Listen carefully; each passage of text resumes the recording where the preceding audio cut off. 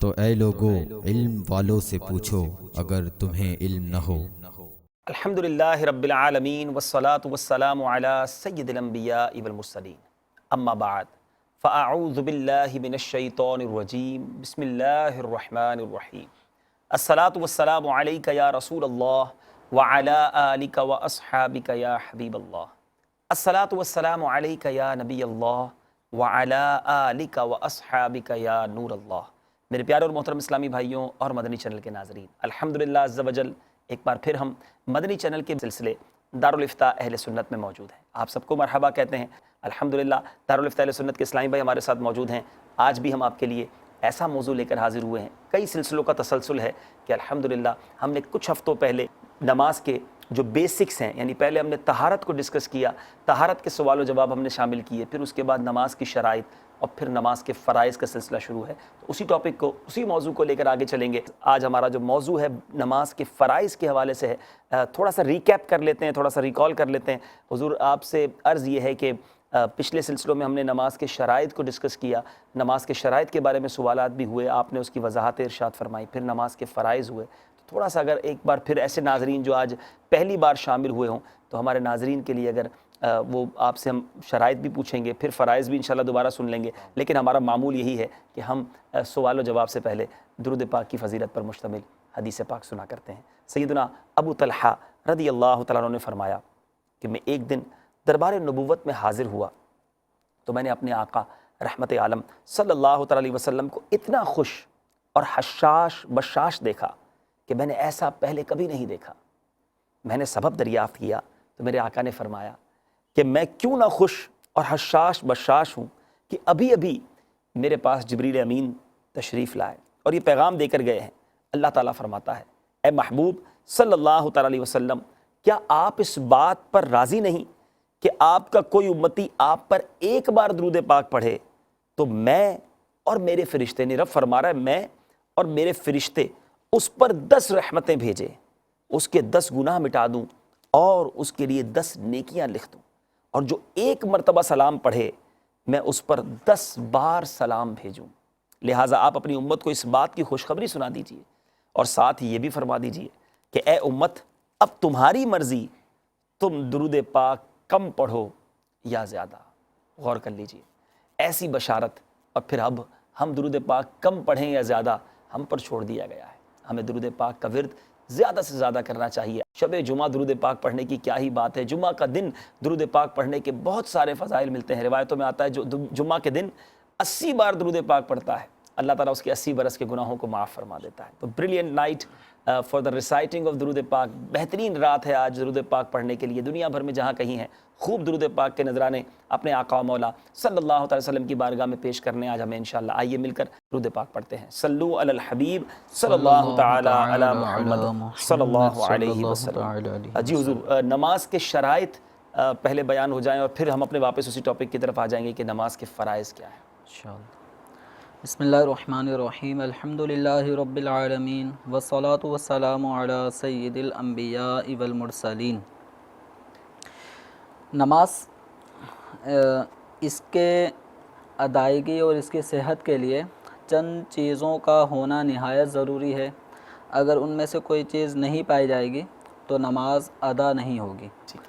تو اب یہ جو بنیادی باتیں ہیں نماز کی صحت کے لیے، نماز کے درست ہونے کے لیے، ان کی 2 صورتیں ہیں۔ یا تو ان کا تعلق نماز سے پہلے کا ہے یا نماز کے دوران ان چیزوں کا ہونا ضروری ہے۔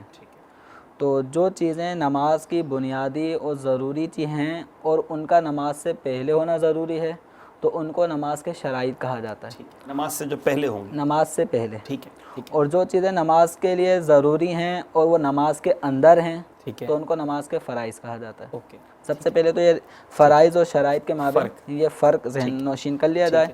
اب نماز کے شرائط میں کیا کیا چیزیں آتی ہیں؟ جی، تو نماز کی شرائط میں 6 قسم کی اشیاء داخل ہیں۔ ٹھیک۔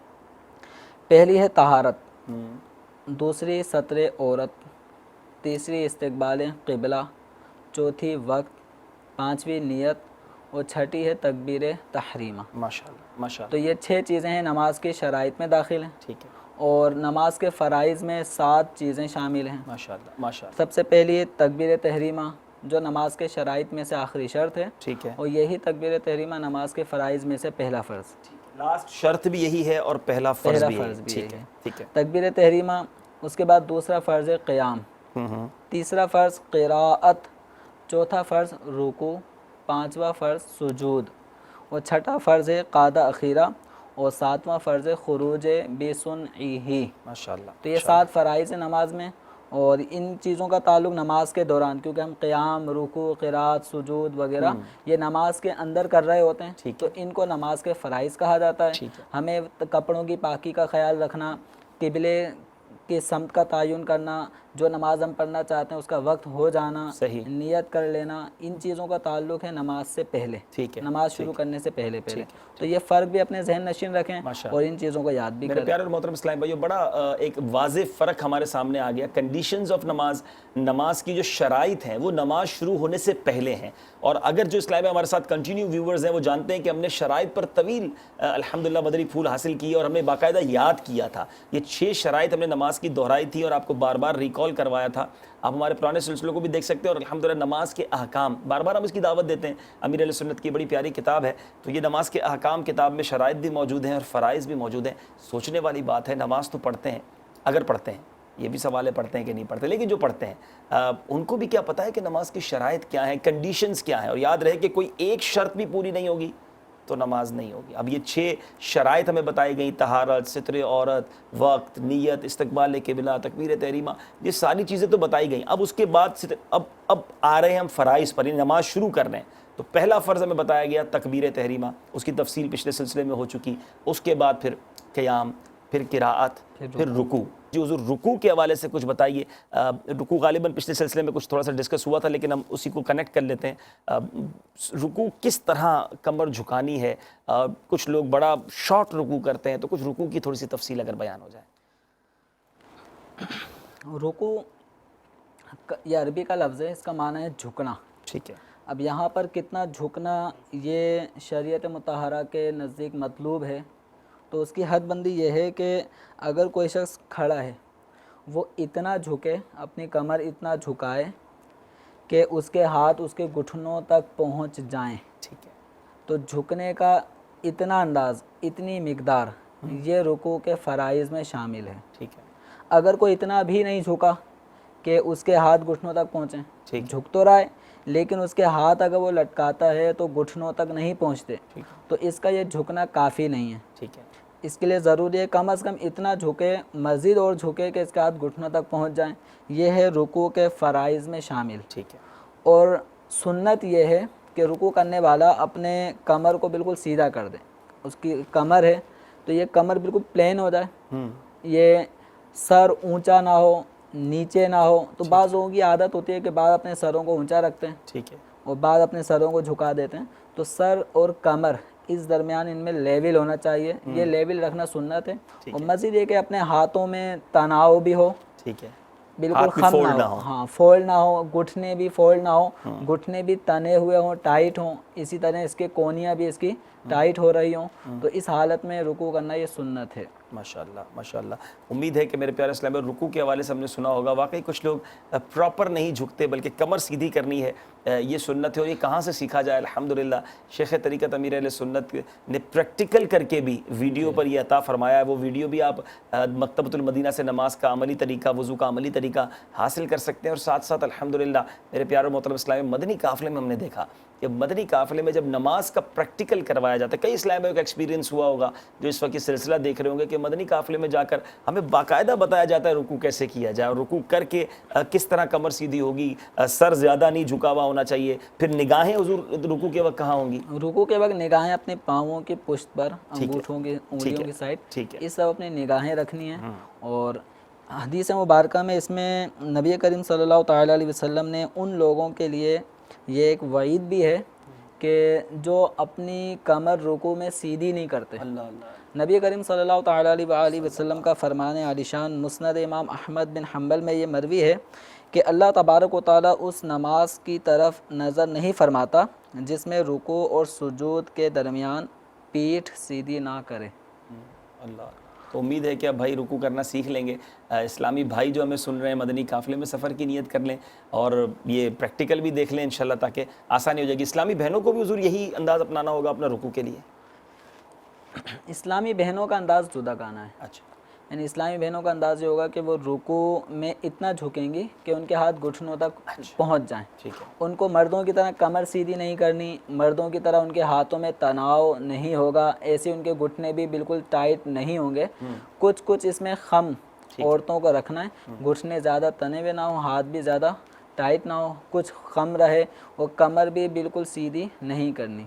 تو یہ حدیث مبارکہ جو ابھی گوش گزار کی, اس میں رکوع اور سجود کے درمیان پیٹھ سیدھی نہ کرنے کا تذکرہ ہے.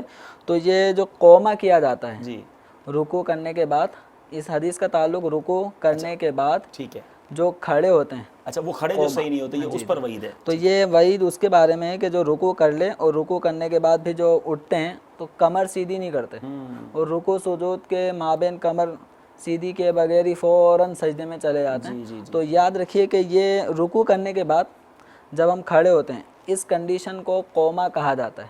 صحیح. اور قوما یہ کرنا واجب ہے, اور اس کے اندر کم از کم اتنی مقدار ہماری ہونی چاہیے کہ ہم بالکل اسٹیٹ کھڑے ہوں, نارمل کھڑے ہوں, ہماری کمر سیدھی ہو جائے. اس معاملے میں جلد بازی نہیں کرنی چاہیے, اور اکثر نمازیوں کی ایک تعداد ہے جو رکوع کے بعد اس قومے کی ادائیگی سے غفلت برتتی ہے. بالکل ایسا ہی ہے, بالکل ایسا. رکوع کیا, رکوع کرتے ہی فوراً ایک دم سجدے میں جانے کی جلدی ہوتی ہے, تو جلدی نہ کریں. نبی کریم صلی اللہ تعالیٰ علیہ وسلم کے اس فرمان کی طرف توجہ دیں کہ اللہ تعالیٰ بندے کے اس نماز کی طرف نظر نہیں فرماتا جس میں رکوع سجود کے درمیان پیٹھ سیدھی نہ کرے. تو اس لیے اپنی کمر کو سیدھا کر لیں. اور نبی کریم صلی اللہ تعالیٰ علیہ وسلم نے ایک نمازی کو نماز پڑھتے ہوئے دیکھا, نماز پڑھ رہا تھا, نماز سے فراغت کے بعد حضور صلی اللہ تعالیٰ علیہ وسلم نے اس سے فرمایا کہ قم فصلی فإنک لم تصلی, کھڑے ہو جاؤ, دوبارہ نماز پڑھو, تم نے نماز نہیں پڑھی. اس نے پھر دوبارہ نماز پڑھی. پھر آپ صلی اللہ تعالیٰ علیہ وسلم نے اس کی نماز کو دیکھا, پھر اس کے بعد فرمایا کہ تم دوبارہ سے نماز پڑھو. تو 2-3 مرتبہ جب یہ عمل ہوا تو بالآخر جان عالم رحمت عالم صلی اللہ تعالیٰ علیہ وسلم کی بارگاہ میں عرض گزار ہوا کہ آپ ہی بتا دیں کہ کس طرح نماز پڑھنی ہے. یعنی مجھے تو اسی طرح آتی تھی جس طرح 2-3 مرتبہ میں پڑھ چکا ہوں. تو آپ صلی اللہ تعالیٰ علیہ وسلم نے پھر انہیں نماز پڑھنے کا طریقہ بتایا کہ جب تم رکوع میں جاؤ تو کمر سیدھی کر لو, اطمینان کے ساتھ رکوع کرو. پھر رکوع سے جب اٹھو تو فرمایا اطمینان کے ساتھ بالکل کھڑے ہو جاؤ. پھر اس کے بعد سجدہ کرو, اطمینان کے ساتھ سجدہ کرو. سجدہ کرنے کے بعد بیٹھو تو اطمینان کے ساتھ بیٹھو. تو یہ اس نمازی کی نماز میں جو مسٹیک ہو رہی تھی وہ یہی ہو رہی تھی کہ ادھر بس رکوع سے سر اٹھایا اور ڈائریکٹ سجدے میں گیا, سجدے سے سر اٹھایا ڈائریکٹ دوسرے سجدے میں گیا. تو یہ جو اطمینان نہیں ہو رہا تھا, تو یہ اطمینان کرنا واجب ہے. یعنی رکوع کے بعد جب قوما کرتے ہیں یہ قوما واجب ہے. اس میں کم از کم اتنی مقدار ٹھہرنا کہ جس میں ایک مرتبہ سبحان اللہ کہہ لیا جائے, یہ واجب ہے. اس کے بعد پھر ہم سجدے کی طرف جائیں گے. تو نمازی حضرات جو ہمارے ہیں اس طرف ان کو توجہ دینی چاہیے, کہیں ایسا نہ ہو کہ اس ترک واجب کی یہ عادت برس سے ان کی ہو اور اسی طرح نماز پڑھتے پڑھتے وہ دنیا سے چلے جائیں. تو یہ ترک واجب ہونے کی صورت میں نماز ناقص رہ جاتی ہے. تو یہ نقص دور کرنے کے لیے اگر یہ عمل بھولے سے ہوا تو سجدہ سہو کریں, اور جان بوجھ کے ہوا اور ظاہر یہی ہے کہ سیکھا نہیں, جان بوجھ کے ہی کر رہے ہیں یہ سارے معاملات. تو جو جان بوجھ کے اس طرح ترک واجب کرے گا تو اس کو نماز دوبارہ دہرانی ہوگی. سوچنے والی بات ہے کہ ہم نے میرے پیارے اور محترم اسلامی بھائیوں نماز سیکھی کب؟ ایک ہے دیکھ کر پڑھنا اور ایک ہے سیکھ کر پڑھنا. ایسا لگتا ہے کہ ہم میں سے اکثریت نے دیکھ کر نماز پڑھنا شروع کر دی. والد صاحب کو دیکھا تو بچے نے پڑھنا شروع کر دی, دادا کو دیکھا گھر میں نماز پڑھتے تھے, ہم نے بھی ویسے جیسے وہ پڑھتے ہیں ویسے پڑھ رہے ہیں. مسجد میں گئے نمازیوں کو دیکھا تو ویسے نماز پڑھنی شروع کر دی. کسی کو دیکھا کوئی نیا اسٹائل ہے, چلو بھائی یہی انداز ہوتا ہوگا, ہاتھ اس طرح اٹھانے چاہیے تو اس طرح اٹھا رہے ہیں. پریکٹیکلی کسی انسٹیٹیوٹ میں جا کر, کسی مدرسے میں جا کر, کسی قاری صاحب کے پاس, عالم دین کے پاس جا کر ہم نے سیکھا کہ یار ہمیں نماز پڑھنا سکھائی جائے. ہمیں تو شرم آتی ہے, ہم نماز پڑھنا سیکھیں گے. لیکن واقعی اب دیکھیں یہ کیسی بات ہے کہ صرف رکوع اور سجدے کے درمیان کھڑے کوئی صحیح نہیں ہوگا تو اس کو کیا وعید سننے کو ملی. اور ایسی بہت ساری باتیں ابھی آپ کو آگے پتہ چلنے والی ہیں. تو براہ کرم نماز پڑھنا سیکھیں. اس کو یہ نہ سمجھیں کہ مجھے آتی ہے پڑھنا. ہم اصل میں اس بات کو بڑا فیل کرتے ہیں کہ مجھے نماز پڑھنا نہیں آتی, 20 سال سے نماز پڑھ رہا ہوں, 10 سال سے نماز پڑھ رہا ہوں, لیکن جناب نہیں آتی. ایسا ہے نا روایتوں میں حضور کے کئی سالوں کے نماز پڑھنے والے کے منہ پہ نماز مار دی جائے گی. اب عبادت تو ہمیں یہ سب چیزیں سیکھنی ہوں گی, اور یہ سیکھیں کہاں سے؟ الحمدللہ اسی نیت کے ساتھ, اسی انٹینشن کے ساتھ ہم دارالفتہ اہل سنت کا سلسلہ لے کر حاضر ہوتے ہیں. ماشاءاللہ مدنی مذاکرے امیر اہل سنت فرماتے ہیں, مدنی چینل کے سلسلوں میں آپ کو یہ چیزیں بتانے کی کوشش کرتے ہیں, اور پھر اس کے باوجود آپ کو پریکٹیکلی بھی کچھ چیزیں کرنی ہوگی, کچھ کتابوں کا مطالعہ کرنا ہوگا, اور پھر مدنی قافلوں میں اسلامی بھائی سفر کریں تو یہ تمام چیزیں حاصل کر پائیں گے. جی حضور رکوع کے بعد اب پھر آگے چلیں اگلے فرض کی یہ طرف. رکوع یہ نماز کے جو فرائض ہیں جی اس کو ہم تھوڑا دہراتے بھی نہیں تاکہ ان کو یاد بھی رہ جائے. ماشاءاللہ. تو پہلا فرض ہے تکبیر تحریمہ, دوسرا فرض ہے قیام, قیام, تیسرا فرض ہے قرات, ٹھیک ہے, چوتھا فرض ہے رکوع. 4 فرض تو ہو گئے. 4 فرض ہمارے پچھلے سلسلوں میں ہو چکے تھے. ٹھیک ہے. اب ہم نے آج اس سلسلے میں مزید جو 3 فرائض رہ گئے, سجود اور قعدہ اخیرہ اور خروج بسنعہ, تو ان 3 فرائض سے متعلق انشاءاللہ ہم مزید سنیں گے. تو اب جو 5واں فرض ہے ہمارا نماز کا وہ ہے سجود. ٹھیک ہے. سجود کا معنی ہے سجدہ کرنا. ٹھیک ہے.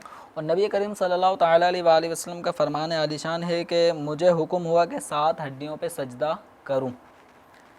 تو یہ 7 ہڈیاں کون سی ہیں؟ تو نبی کریم صلی اللہ تعالیٰ علیہ وسلم نے اس کا مزید یہ بیان فرمایا کہ منہ کے اندر یہ جو پیشانی کی ہڈی اور یہ ناک کی ہڈی, یہ ایک ہڈی شمار ہوتی ہے. صحیح. تو ایک ہڈی یہ ہے, اور دونوں ہاتھ, دونوں گھٹنے ٹھیک ہے. اور دونوں پنجے.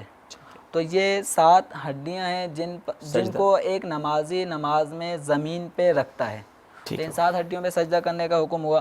تو ہر رکعت میں 2 مرتبہ سجدہ کرنا یہ فرض ہے. اب سجدے میں کس چیز کا لگنا ضروری ہے؟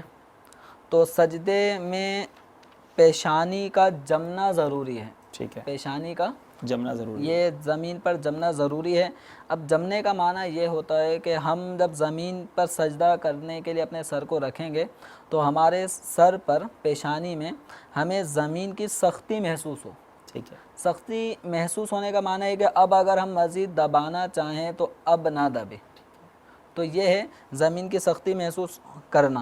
اور اگر کسی نے صرف اپنی پیشانی کو ہلکے سے رکھ دیا, یا کسی ایسی چیز پہ نماز پڑھ رہا ہے جس میں فوم ہے یا کارپیٹ, بعض اوقات ہماری مساجد میں اس طرح کے بچھائے جاتے ہیں کہ ان کے نیچے بھی فوم ہوتا ہے. جی جی. اب اس کے اندر اگر ہم ہاتھ ہی رکھتے ہیں تو تھوڑا وہ پریس کرنے سے دبتا ہے. ٹھیک ہے. تو ایسے اب سجدہ کریں گے تو اس میں بھی پریس کرنے سے مزید وہ دبنے کی کنڈیشن میں ہوتا ہے. ٹھیک ہے. اب اگر کسی نمازی نے ایسے کارپیٹ جس کے نیچے فوم بھی بچھا ہوا ہے اور اس نے اپنی پیشانی رکھ دی لیکن اس نے دبایا نہیں, اگر وہ دبائے یا اپنے سر کو تھوڑا سا بوجھ دے تو مزید دب سکتا ہے.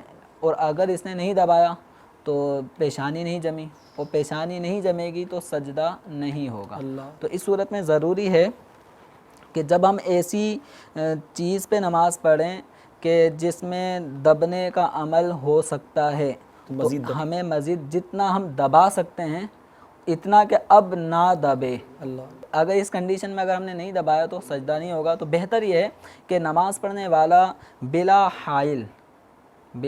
حائل کوئی چیز بچھائے بغیر زمین پر سجدہ کرے. زیادہ سے زیادہ اگر کوئی کپڑا یا جائے نماز یا کوئی دری یا کارپیٹ ایسا ہے جس کے نیچے فوم نہ ہو تو ان سب چیزوں کا اہتمام کر کے تو پھر اسے نماز پڑھنی چاہیے. اللہ اللہ. تو کتنی ساری چیزیں سیکھنے کو ملی بھائی. 7 ہڈیوں پر سجدہ ہوگا, اور ابھی تو صرف پیشانی کی بات ہوئی, ابھی ہم نے باقی ہڈیوں کے بارے میں پوچھنا ہے, ہاتھ کیسے رکھنے ہیں, انگلیاں کیسے رکھنی ہیں. لیکن سوچئے اس پیشانی کو اس طرح دبانا ہے کہ زمین کی سختی محسوس ہو. بڑے موٹے موٹے کارپیٹ, خوبصورت جانماز ہم لیتے ہیں, لیکن کیا واقعی اپنی پیشانی کو ہم اتنا دباتے ہیں؟ اور یہ بات بھی پتہ چلی کہ بلا حائل سجدہ کریں, یہ بہتر ہے حضور؟ یہ بلا حائل سجدہ کرنا یہ مستحب ہے, افضل یہی ہے. ماشاءاللہ. یعنی کوئی چیز نہ ہو, آپ صاف ستھرے فرش پر آپ براہ راست اس کو سجدہ کریں تو انشاءاللہ وہ زیادہ بہتر بھی ہے, مستحب بھی پتہ چلا, اور آپ کو یہ جو پرابلم ہے کہ زمین کی سختی محسوس ہو یہ بھی محسوس ہو جائے گی. یہاں اگر حضور کو مشورہ دیں گے, آپ مسجد کمیٹی والے بھی ہو سکتا ہے سن رہے ہوں, گھر میں بھی لوگ نماز کے لیے جانماز خریدتے ہیں یا بڑا مہنگا سا, ان کی محبت ہوتی ہوگی نماز سے کہ ذرا اچھا سا جانماز ہو, بڑا کارپیٹڈ ہو, تو بہت سافٹ, بہت نرم اور بہت زیادہ اس میں وہ قالین ہوتا ہے. تو کیا کرنا چاہیے وہ مسجد کمیٹی والوں, کیا بہت نرم قالین لیں یا سجدے کے لیے وہ تھوڑا سا سخت ہونا چاہیے؟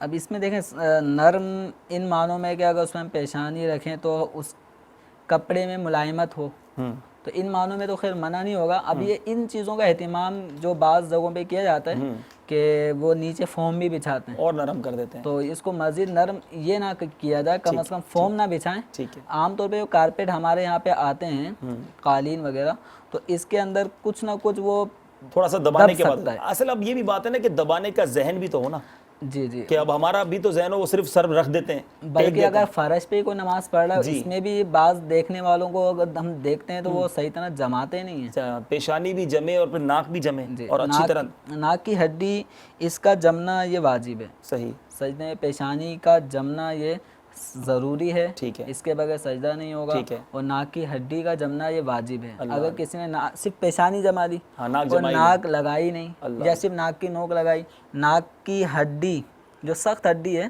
تو ایک نرم ہڈی ہوتی ہے شروع میں اور اس کے بعد یہ سخت ہڈی ہوتی ہے، تو سخت ہڈی زمین پہ لگ جائے. اب اتنا آپ کو زمین کی سختی خود ہی بتا دے گی کہ اب زمین میں آپ کچھ مزید پریس نہیں کر سکتے، دبا نہیں سکتے، تو یہ کرنا ضروری ہے، یعنی واجب ہے ناک کی ہڈی کا لگنا. تو ان سب چیزوں کی طرف بھی ہمارے نمازیوں کو توجہ دینی چاہیے. ہر تھوڑی دیر بعد یہ سوچنے کو مل رہا ہے کہ ہمیں بہت کچھ سیکھنا ہے. ابھی رکوع میں کتنی چیزیں سیکھی، اب سجدے میں صرف ابھی سجدے کی وہ جو پیشانی اور ناک کی ہڈی ہے اسی پر بحث ہو رہی ہے. اور واقعی سجدے کی برکتیں ہمیں بعض اوقات نہیں ملتی. لوگ کہتے ہیں یار میں سجدے کرتا ہوں لیکن وہ رکت نہیں ہوتی، حالانکہ کتابوں میں لکھا ہے کہ رب سے سب سے زیادہ قریب بندہ سجدے میں ہوتا ہے. لیکن سجدے میں جاتا کیسے ہوں کبھی یہ سوچا ہے؟ تو یہ سب چیزیں سیکھنی ہیں. آپ کی کالز بہت ساری جمع ہو گئی ہیں، میسیجز بھی آ رہے ہیں، آپ کی کالز لیتے ہیں. لیکن ملاوی سے ہمارے راشد بھائی کا حضور ایک میسیج ہے، وہ سوال یہ کرنا چاہتے ہیں کہ سنت مؤکدہ اور سنت غیر مؤکدہ میں کیا فرق ہے؟ کیا ان کی ادائیگی میں بھی کچھ فرق ہے؟ اس بارے میں کچھ ارشاد فرمائیں. سنت مؤکدہ اور غیر مؤکدہ، یہ اس کی ادائیگی میں کچھ فرق یہ ہے کہ سنت مؤکدہ کی جو ہم دوسری رکعت پڑھتے ہیں، اگر ہم 4 رکعت والی نماز کو لیں گے تو سنت مؤکدہ کی ہم دوسری رکعت میں بیٹھتے ہیں جس کو قعدہ اولیٰ کہا جاتا ہے. تو قعدہ اولیٰ میں صرف التحیات پڑھی جائے گی، وَأَشْهَدُ أَنَّ مُحَمَّدًا عَبْدُهُ وَرَسُولُهُ تک. ٹھیک ہے. اس کے بعد پھر ہمیں تیسری رکعت کے لیے کھڑا ہو جانا ہے، اور تیسری رکعت میں ہم نے ثنا نہیں پڑھنی، سبحانک اللہم یہ نہیں پڑھنی، بلکہ بسم اللہ پڑھ کے سورہ فاتحہ اور سورتیں ہم نے پڑھنی ہوگی. یہ 2 باتیں کہ دوسری رکعت کے قعدہ میں ہم نے صرف اور صرف التحیات پڑھنی ہے، درود شریف نہیں پڑھنا. تیسری رکعت میں ہم نے صرف سورہ فاتحہ سے سٹارٹ لینا ہے، ثنا نہیں پڑھنی. اس کے برعکس جو سنت غیر مؤکدہ یعنی عصر اور عشاء سے پہلے کی 4 رکعتیں سنتیں یا 4 رکعت نوافل جیسے صلاۃ التسبیح ہوتی ہے، تو اس کا طریقہ یہ ہے کہ ہم دوسری رکعت میں جب بیٹھیں گے قعدہ اولیٰ میں تو التحیات پڑھنے کے بعد مستحب یہ ہے کہ درود ابراہیمی بھی پڑھا جائے. اور جب ہم تیسری رکعت کے لیے کھڑے ہوں گے تو مستحب یہ ہے کہ وہاں پہ سبحانک اللہم سے شروع کیا جائے. تو گویا یہ ہے کہ سنت غیر مؤکدہ جی اس کی تیسری رکعت کو ہم نے اس انداز میں پڑھنا ہے جیسے پہلی رکعت. بس یہ فرق کو ذہن میں رکھیں. اچھا، اگر اس طرح نہیں کرتا کوئی، جس طرح سنت مؤکدہ پڑھی جاتی ہے کہ دوسری رکعت میں صرف التحیات پڑھی اور تیسری رکعت میں سورہ فاتحہ سے شروع کر دیا، بالکل اسی طرح ہی اگر کوئی 4 سنتیں غیر مؤکدہ بھی پڑھ لیتا ہے تو وہ ہو جائیں گی؟ ہاں، سنت یہ مستحب، ٹھیک ہے، ان چیزوں کا اضافہ سنت غیر مؤکدہ میں مستحب ہے. اور مستحب کا اگر کسی نے ترک کر دیا تو نماز میں کوئی حرج واقع نہیں ہوتا. ٹھیک ہے. امید ہے کہ ہمارے راشد بھائی ملاوی سے آپ نے کویسچن کیا تھا اسکائپ پر، آپ کو جواب مل گیا ہوگا. آئیے کالز کی طرف چلتے ہیں، دیکھتے ہیں کہاں سے اسلامی بھائی ہم سے کیا سوال کرنا چاہتے ہیں. صلو علی الحبیب صلی اللہ تعالی علی محمد صلی اللہ علیہ وسلم. محمد ساجد اختاری عرض کر رہا ہوں باب المدینہ کراچی سے.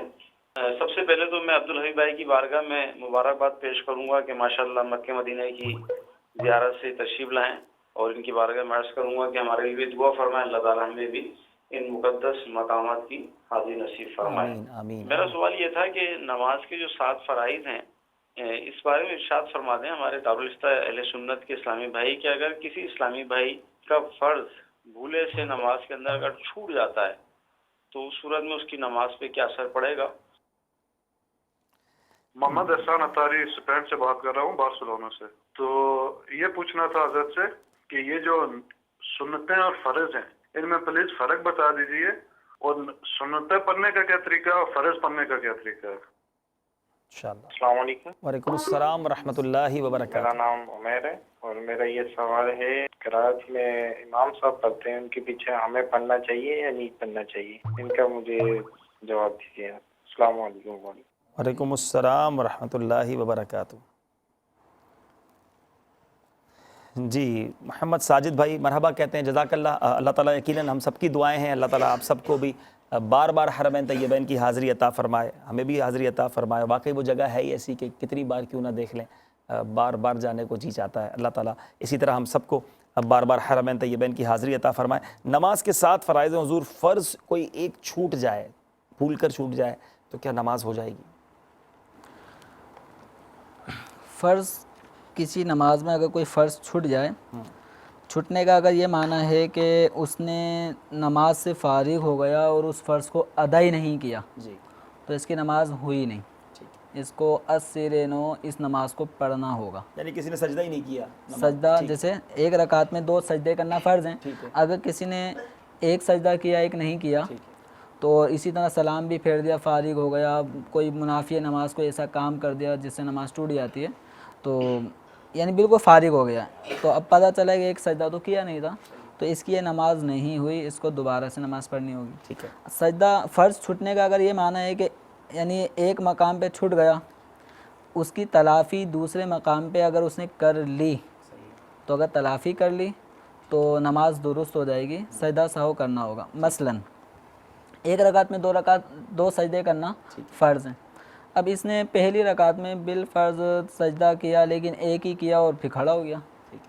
تو اب اس کو چاہیے کہ اب دوسری رکعت میں جب یہ سجدے میں جائے گا تو 3 سجدے کرے، یعنی جو ایک سجدہ رہ گیا تھا اس کی تلافی دوسری رکعت کے سجدے میں 3 کر کے اس کی تلافی کر لے، یا یوں سمجھ لیں کہ تیسری رکعت میں کر لے یا چوتھی رکعت میں وہ پہلی رکعت کا چھوٹا ہوا ایک سجدہ وہ آگے جا کر کر لے، اگر کر لیتا ہے تو یوں فرض جو چھٹتے چھٹتے بچ گیا اور اس نے ادا کر لیا۔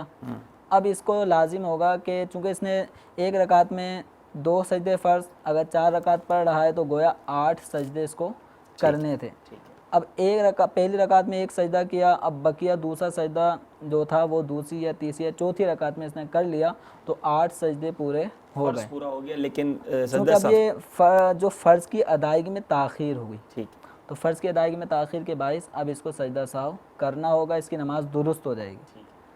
تو اب لیکن یہ آپ نے تو ایک طریقہ بتا دیا، کسی کا فرض اس طرح رہ جائے تو وہ آگے پورا کر لے گا تو سجدہ سہو کے بعد نماز ہو جائے گی، فرض ادا ہی نہیں کیا تو پھر سرے سے فرض ادا ہی نہیں کیا اور نماز سے فارغ ہو گیا، ٹھیک ہے، تو اب اس کو کہا جائے گا دوبارہ سے نماز پڑھے، وہ نماز نہیں ہوئی۔ لیکن کوئی یہ جان بوجھ کر تو نہیں کر سکتا نا کہ ٹھیک ہے پہلی رکعت میں تو سجدہ کرتا ہی نہیں ہوں، اب آخری رکعت میں 8 سجدے پورے کر لوں گا، تو یہ تو پھر گناہ گار ہوگا۔ جان بوجھ کے اگر کوئی کرے گا نا کہ میں ہر رکعت میں پہلی اور دوسری میں ایک ایک کروں گا، تیسری اور چوتھی میں ایک اضافی اور کر لوں گا، تو اس طرح جو جان بوجھ کے پڑھے گا تو اس کی نماز ناقص ہوگی۔ امید ہے کہ ساجد بھائی آپ کو بھی جواب مل گیا ہوگا اور باقی اسلامی بھائیوں کو بھی جواب مل گیا ہوگا۔ اسپین سے سوال تھا حضور، سنتیں اور فرض پڑھنے کا فرق بتا دیں کہ فرق کیا ہے، سنتیں اور فرض کس طرح پڑھی جاتی ہیں؟ سنتیں اور فرض، جی فرض میں یہ ذہن میں بٹھا لیں کہ فرض کی پہلی اور دوسری رکعت میں سورہ فاتحہ کے بعد سورت ملانی ہوتی ہے، ٹھیک ہے، ٹھیک ہے، ٹھیک۔ تیسری اور چوتھی جو رکعت ہیں ان میں سورہ فاتحہ پڑھنا واجب نہیں، مزید کوئی سورت ملانا بھی واجب نہیں، ٹھیک ہے، مستحب یہ ہے کہ تیسری اور چوتھی میں سورہ فاتحہ پڑھے، ٹھیک ہے، اگر اکیلا نماز پڑھ رہا ہے تو تیسری اور چوتھی میں سورت ملانا بھی مستحب ہے، ٹھیک ہے، یعنی یہ ہمیں پتہ چلا کہ فرض کی تیسری اور چوتھی رکعت اگر ہم پڑھ رہے ہیں اور اکیلے پڑھ رہے ہیں تو سورہ فاتحہ بھی مستحب اور اس کے ساتھ ساتھ بہتر ہے کہ سورت بھی ملا لیں۔ یہاں یہ بڑا اچھا آپ نے جواب دیا، ویسے ہی کنفیوژن ہے کہ تیسری اور چوتھی میں سورت ملا ہی نہیں سکتے، بلکہ ملا لی تو سجدہ سہو کرنا پڑے گا، ایسا نہیں ہے، یعنی اکیلے پڑھ رہے ہیں تو تیسری چوتھی رکعت میں سورہ فاتحہ کے بعد کوئی سورہ ملا بھی سکتے ہیں، ملا سکتے ہیں۔ یہ عام طور پہ سوالات آتے ہیں کہ فرض کی تیسری میں نے سورت پڑھ لی تو کیا حکم ہوگا، تو یہ آپ نے غلطی سے کوئی غلط کام نہیں کیا، صحیح کام کیا، توجہ نہیں تھی، تو یہ مستحب ہے، اور اعلیٰ حضرت رحمۃ اللہ علیہ نے اس کو منفرد کے لیے فرمایا کہ یہ پڑھ لے، اس کے لیے بہتر ہے۔ تو فرض نماز میں معلوم ہوا کہ تیسری اور چوتھی میں قرات واجب نہیں ہے، کرنا چاہیں تو آپ کے اختیار میں ثواب زیادہ ہوگا۔ اب رہا معاملہ سنتوں کا، تو سنتوں کی پہلی، دوسری، تیسری، چوتھی ہر رکعت میں سورہ فاتحہ کا پڑھنا بھی واجب، اور سورہ فاتحہ کے ساتھ ساتھ کوئی نہ کوئی اور سورت بھی پڑھنا یہ واجب ہوگا، تو ایک یہ فرق ہے۔ بقیہ اتحیات کے معاملے میں کہ ہم نے دوسری رکعت میں اتحیات پڑھ کے ہی کھڑا ہو جانا ہے اور تیسری رکعت میں ثنا نہیں پڑھنی، اس معاملے میں یہ فرض کی طرح ہے. ٹھیک ہے. سنت غیر موقدہ اور فرض میں یہ فرق آ جائے گا کہ سنت غیر موقدہ میں اتحیات جو دوسری رکعت میں ہوتی ہے اس کے بعد درود بھی پڑھیں گے، تیسری رکعت میں ثنا بھی پڑھیں گے. تو اس حوالے سے سنت غیر موقدہ اور فرض میں یہ فرق ہو جائے گا، جبکہ دوسری رکعت کے قعدہ میں صرف اتحیات پڑھنے اور تیسری رکعت میں ثنا نہ پڑھنے کے اعتبار سے سنت موقدہ اور فرض کا اور وطر کا ایک ہی حکم ہے. لیکن واقعی فرق تو بہت سارے بن جائیں گے. ثواب میں بڑا فرق ہوگا، نیت کرنے میں فرق ہوگا. فرض کی نیت سے کرے گا، سنت کی نیت سے کرے گا. پڑھنے کا جو فرق تھا وہ آپ نے بیان کیا. جی. امید ہے کہ اسپین کے اسلام بھائی کو بھی جواب مل گیا ہوگا. ہمارے عمیر بھائی تھے، قراءت امام صاحب کے پیچھے ہم قراءت کریں گے یا نہیں کریں گے؟ امام کے پیچھے قراءت کرنا یہ مقتدی کو جائز نہیں ہے. ٹھیک ہے. مقتدی کو حکم یہ ہے، مسلم شریف کی روایت میں ہے وَإِذَا قَرَأَ فَأَنصِتُوا. حکم یہ دیا گیا کہ امام جب قراءت کرے تو تم چپ رہو. ٹھیک ہے. ایک اور روایت میں فرمایا گیا ہے کہ من کان لہ امام فقراءۃ الامام قراءۃ لہ، کہ جو امام کے پیچھے نماز پڑھے تو امام کی قراءت مقتدی کی قراءت ہے. ٹھیک ہے. تو مقتدی خاموشی کے ساتھ قراءت سنے گا. اگر جیسے فجر اور مغرب اور عشاء یا جمعہ یا عیدین، ان میں چونکہ تلاوت ہوتی ہے جہر بلند آواز سے، تو مقتدی ان کو سنے گا. اس پہ خاموشی اور توجہ کے ساتھ سننا یہ واجب ہے. ظہر عصر ان کے اندر امام صاحب تلاوت کرتے ہیں لیکن آہستہ. مقتدی کو اس مقام پر بھی حکم یہ ہے کہ وہ خاموشی کے ساتھ چپ رہے، اور اس پہ لازم ہے مقتدی تلاوت نہیں کرے گا. ہاں جہاں تک ثنا پڑھنے کا تعلق ہے پہلی رکعت میں، تو سبحانک اللہم یہ پڑھ کر خاموش ہو جائے گا. ٹھیک ہے. یہ تو ہو گیا. لیکن اب یہ بتائیں کہ جیسے 4 فرض ہیں، 2 پہلی میں تو امام صاحب نے تلاوت کی، ہم نے سن لی، یا ایسی نماز ہے کہ جس میں امام صاحب جہری تلاوت نہیں کر رہے، اپنی ان تک آواز آ رہی ہے. اب دوسری 2 رکعتیں جو ہیں اس میں تو اب اس میں کیا ہم سورہ فاتحہ پڑھیں گے یا اس میں بھی خاموش رہیں گے؟ مقتدی بس جب امام کے پیچھے آ گیا نا تو اس نے قرآن نہیں پڑھنا. اچھا. بس یہ اصول ذہن میں رکھ لیں گے نا. اچھا. قرآن نہیں پڑھنا، وہ امام صاحب پڑھیں گے. وہ امام صاحب پڑھیں گے. ٹھیک ہے. ہمیں قرآن کے علاوہ دیگر اورات، تسبیحات، درود شریف یہ ہم نے پڑھنی. اچھا. وہ یاد ہوتا ہے نا حضور، کئی لوگوں کو دیکھا ہے کہ اب امام صاحب جو تلاوت کر رہے ہیں وہ سورت مجھے بھی یاد ہے، تو ساتھ ساتھ پڑھتے ہیں کہ مجھے اچھا لگتا ہے امام صاحب پڑھ رہے ہیں میں بھی پڑھ رہا ہوں. برابر میں نمازی بالکل ساتھ ساتھ پڑھ رہے ہوتے ہیں امام صاحب. یہ بچوں کی عادت ہے جو ہمارے بڑوں میں بھی شامل ہو گئی ہے. تو عام طور پہ بچوں کو آپ نے دیکھا ہوگا کہ امام صاحب تلاوت کر رہے ہوتے ہیں تو بچے بھی پڑھ رہے ہوتے ہیں، یاد ہو جاتی ہے بچوں کو، بلکہ بچے امام صاحب کے وقف کرنے کے بعد اگلا لفظ شروع کر دیتے ہیں، پہلے بتا رہے ہوتے ہیں. تو یہ طریقہ جائز نہیں ہے. مقتدی کو امام کے پیچھے قرآن پڑھنے کی اجازت نہیں. حدیث مبارکہ میں جو مسلم شریف میں روایت کیا گیا ہے وَإِذَا قَرَأَ فَأَنصِتُوا، جب امام قرات کرے تو چپ ہو جاؤ. ٹھیک ہے. امید ہے کہ بڑا کلیئر آج کانسیپٹ ہو گیا ہمارا کہ امام صاحب کے پیچھے جب بھی نماز پڑھیں گے قرآن نہیں پڑھیں گے، باقی اوراد وغیرہ جو ہمارے تسبیحات پڑھیں گے. حضور یہ بتا دیں امام صاحب کے پیچھے تو نہیں پڑھیں گے. اب امام صاحب کے ساتھ شامل ہوئے، 4 رکعت والی نماز تھی، 3 رکعتیں ملی ہمیں، 1 رکعت ملی نہیں ہے. اب اس 1 رکعت میں قرآن پڑھیں گے یا اس میں بھی نہیں پڑھیں گے؟ جب امام صاحب کے سلام پھیرنے کے بعد ہم کھڑے ہوں گے تو امام کے پیچھے تو نہیں ہے. ٹھیک ہے. اب ہم ہو گئے اکیلے ہونے کی صورت میں جس طرح اکیلا نمازی قرآن پڑھتا ہے تو اس کو ہی پڑھنا ہوگا. ٹھیک ہے. امید ہے کہ جواب مل گیا ہوگا. ملاوی سے ایک اور کویسچن حضور اسکائپ پر آیا ہوا ہے، نماز میں سلام پھیرنے میں کیا نیت کریں گے؟ یا سلام، ہم یہ سلام جو ہے وہ ہم کس کو کرتے ہیں؟ یعنی یہ جب سلام پھیر رہے ہوتے ہیں یہ کس کو سلام کر رہے ہوتے ہیں؟ امام صاحب کو کر رہے ہوتے ہیں، نمازیوں کو کر رہے ہوتے ہیں، یا فرشتوں کو کر رہے ہوتے ہیں؟ سب سے پہلے تو یہ نیت ذہن میں ہونی چاہیے کہ سلام پھیرنے والا یہ نیت کرے کہ میں نماز سے نکل رہا ہوں. ٹھیک ہے. اب شریعت مطہرہ نے نماز سے نکلنے کا ایک طریقہ یہ بتایا کہ السلام علیکم ورحمۃ اللہ کہہ کر دائیں طرف سلام پھیرے، پھر بائیں طرف سلام پھیرے. تو اس طرح نماز سے نکلنے کا یہ انداز ہمیں بتایا گیا ہے. تو اب جب سلام پھیریں گے، اگر ہم اکیلے نماز پڑھ رہے ہیں تو دائیں طرف جو ہمارے نیکیاں لکھنے والے فرشتے کو مقرر کیا گیا ہے، ہم سلام پھیرتے وقت اس فرشتے کی نیت کریں گے، گویا ہم اس فرشتے کو سلام کر رہے ہیں. اور بائیں طرف جب ہم سلام پھیریں گے تو اس طرف والے فرشتے جو بدی انسان کی برائیاں لکھنے پر مامور ہیں ان کو سلام کریں گے، ان کی بارگاہ میں سلام عرض کریں گے. یہ ہے تنہا نماز پڑھنے والے. ٹھیک ہے. اگر ہم نماز پڑھیں جماعت میں تو جماعت میں نماز پڑھتے وقت جب ہم سیدھی طرف سلام پھیریں گے تو سیدھی طرف سلام پھیرنے فرشتے کی بھی نیت کرنی ہے، اور سیدھی طرف جتنے مقتدی ہیں ہمارے ان سب کو بھی سلام کرنے کی نیت کرنی ہے۔ اور اگر امام صاحب ہمارے سیدھی جانب ہیں تو ہم نے سلام پھیرتے وقت نیت میں امام صاحب کو بھی شامل کرنا ہے۔ اور اسی طرح جب بائیں طرف سلام پھیریں گے تو بائیں طرف کے فرشتے اور مقتدیوں، اور اگر امام صاحب بائیں طرف ہیں تو پھر ہمیں امام صاحب کی بھی نیت کرنی ہوگی۔ نیت کرنی ہوگی کہ نام بھی لینا ہوگا؟ نہیں، نام تو نہیں لینا، السلام علیکم ورحمۃ اللہ بس اتنا کہنا ہوگا۔ اور اگر جو اقامت کہنے والے مؤذن صاحب ہیں وہ کیا کریں گے؟ ٹھیک ہے، اب وہ تو امام صاحب کے بالکل ہی پیچھے ہوتے ہیں، ٹھیک ہے، تو ان کے بارے میں حکم یہ ہے کہ وہ دونوں طرف کے سلام میں اپنے امام کی بھی نیت کریں گے۔ اچھا، دونوں طرف کے سلام میں نیت کریں گے۔ کالز کی طرف چلتے ہیں، دیکھتے ہیں کہاں سے اسلامی بھائی ہیں اور ہم سے کیا سوال کرنا چاہتے ہیں، پھر آپ کے کچھ میسیجز بھی شامل کریں گے۔ صلو علی الحبیب صلی اللہ تعالی علی محمد صلی اللہ علیہ وسلم۔ تو یہ معلوم کرنا ہے کہ اس میں کون سی رکعتیں غیر موقدہ ہیں اور غیر موقدہ اور غیر موقدہ ہیں، اس میں کون سی پڑھنا لازمی ہے اور کون سی چھوڑ سکتے ہیں یا وہ بھی لازمی پڑھنا ہے؟ جی حضور۔ السلام علیکم، وعلیکم السلام ورحمۃ اللہ وبرکاتہ۔ محمد ضیاء اللہ طاری اسلام آباد سے بات کر رہا ہوں۔ میرا سوال یہ ہے کہ کیا 7 سال کی عمر میں نماز فرض ہو جاتی ہے؟ مغرب کی نماز ہوتی ہے، اس میں 2 رکعتیں رہ جاتی ہیں، تو بندہ 1 رکعت رہ جاتی ہے، بندہ دوسری رکعت میں شامل ہوتا ہے۔ جب سلام پھیرتا ہے امام صاحب مقتدی تو کھڑے ہوتے ہیں، اپنی نماز پوری کرتے ہیں، کیا کہاں سے شروع کرنی ہے نماز؟ مغرب کی نماز کا ہے، ٹھیک ہے۔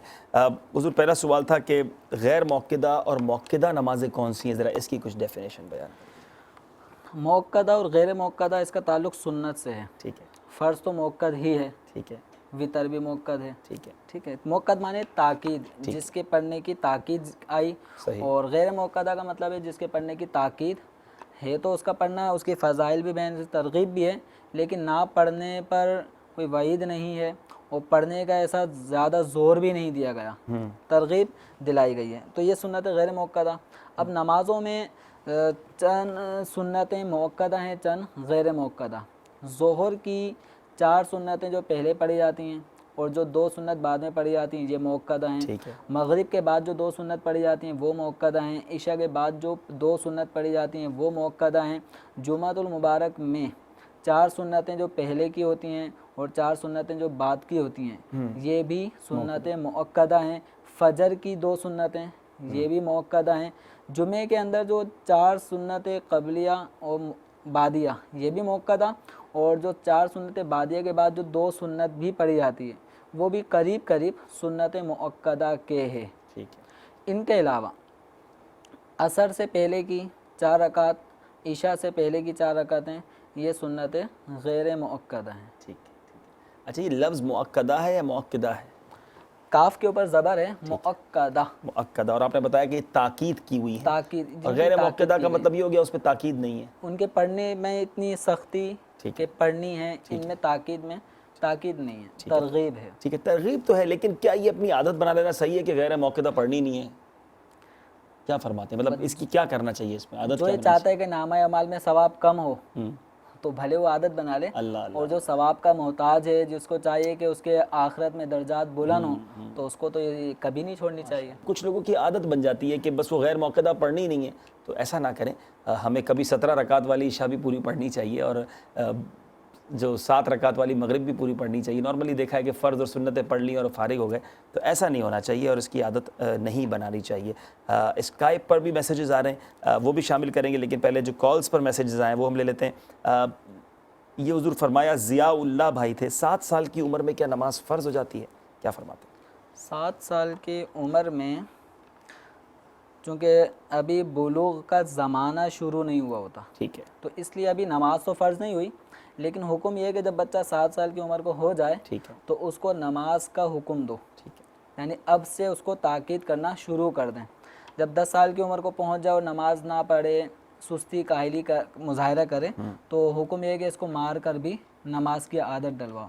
تو اب یہ کہ بالغ کون کب ہوتا ہے، تو لڑکی میں بالغ ہونے کی علامتیں 9 سال کی عمر سے شروع ہو جاتی ہیں، ٹھیک ہے، اور لڑکے میں بالغ ہونے کے اثرات آثار یہ 12 سال کی عمر میں شروع ہوتے ہیں۔ ٹھیک ہے، اب وہ آثار جو بھی ہیں اگر نہیں پائے گئے تو 15 سال کی عمر میں ان دونوں کو بالغ مان لیا جائے گا۔ ٹھیک ہے، ٹھیک ہے۔ تو بالغ ہونے کے بعد نماز فرض ہوگی 7 سال کی؟ بالغ جب تک نہیں ہوا، نابالغی کے زمانے میں نماز فرض نہیں ہوگی.